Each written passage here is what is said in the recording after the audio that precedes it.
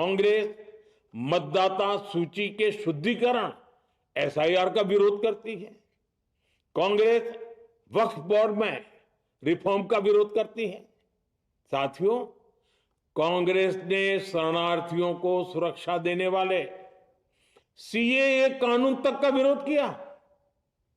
इस पर झूठ बोलकर, अफवाहें फैलाकर देश में बवंडर खड़ा कर दिया। कांग्रेस माओवादी नक्सली हिंसा को समाप्त करने के देश के प्रयासों में भी रुकावटें डालती है। कांग्रेस का एक ही पैटर्न रहा है, कोई भी रिफॉर्म आए तो झूठ बोलो, भ्रम फैलाओ। इतिहास साक्षी है, कांग्रेस ने हमेशा यही नेगेटिव रास्ता चुना है। साथियों, जो भी कार्य देश के लिए जरूरी फैसला होता है, कांग्रेस इसको कारपेट के नीचे डाल देती है।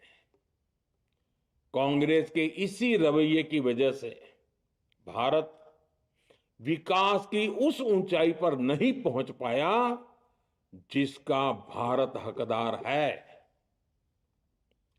आजादी के समय उस दौर में हमारे साथ और भी कई देश आजाद हुए थे।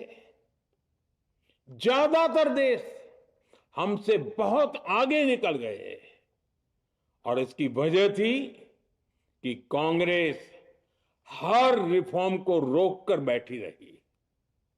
लटकाना, भटकाना, अटकाना, यही कांग्रेस का सिद्धांत रहा है, यही कांग्रेस का वर्क कल्चर रहा है। कांग्रेस ने पड़ोसी देशों के साथ सीमा विवादों को लटकाया। कांग्रेस ने पाकिस्तान के साथ पानी बंटवारे से जुड़े विवादों को लटकाया। कांग्रेस ने ओबीसी आरक्षण के निर्णय को 40 साल तक लटकाए रखा। कांग्रेस ने सैनिकों के लिए वन रैंक वन पेंशन को 40 साल तक रोके रखा। साथियों, कांग्रेस के इस रवैये ने हमेशा देश का बहुत बड़ा नुकसान किया है। कांग्रेस के हर विरोध, हर अनिर्णय, हर छल प्रपंच का खामियाजा देश ने भुगता है, देश की पीढ़ियों ने भुगता है। आज देश के सामने जितनी भी बड़ी चुनौतियां हैं, वो कांग्रेस के इसी रवैये से उपजी हुई है। इसलिए ये लड़ाई सिर्फ एक कानून की नहीं है, ये लड़ाई कांग्रेस की उस एंटी रिफॉर्म मानसिकता के साथ है जिसमें सिर्फ नेगेटिविटी है, नकारात्मकता है। और मुझे इसमें कोई संदेह नहीं है कि देश की सभी बहनें बेटियां कांग्रेस की इस मानसिकता को करारा जवाब दे के रहेगी। साथियों, कुछ लोग देश की महिलाओं के सपने टूटने को सरकार की नाकामी बता रहे हैं, लेकिन ये विषय कामयाबी या नाकामयाबी क्रेडिट का था ही नहीं।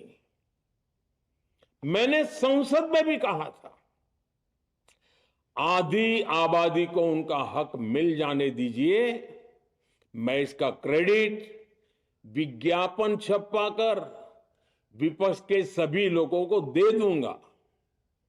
लेकिन महिलाओं को दकियानुसी सोच से देखने वाले फिर भी अपने झूठ पर अड़े रहे, कायम रहे।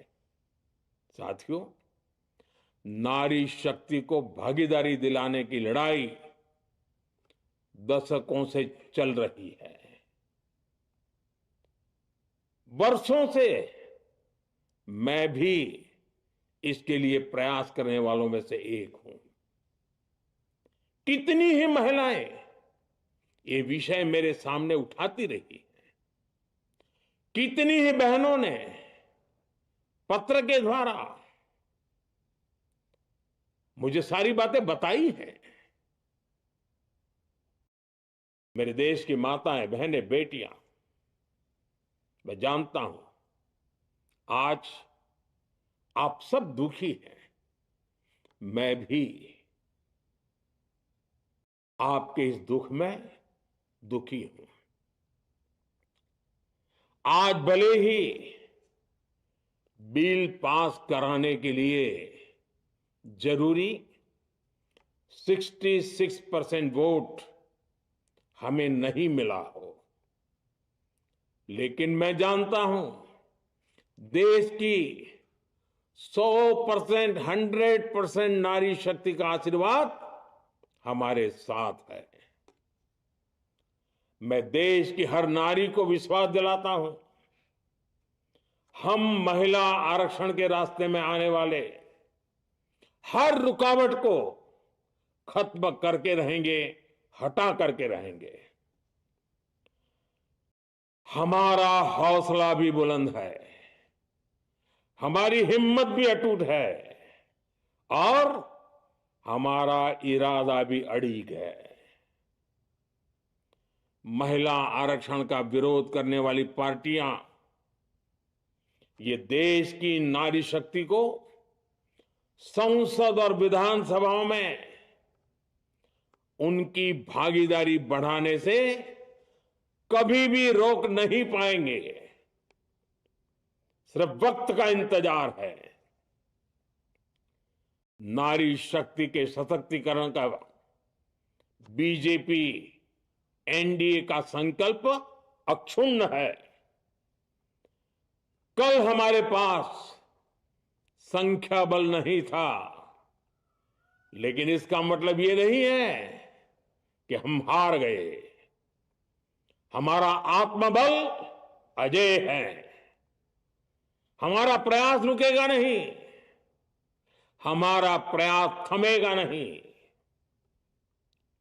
हमारे पास आगे भी और मौके आएंगे। हमें आधी आबादी के सपनों के लिए, देश के भविष्य के लिए इस संकल्प को पूरा करना ही है। आप सबका बहुत बहुत धन्यवाद।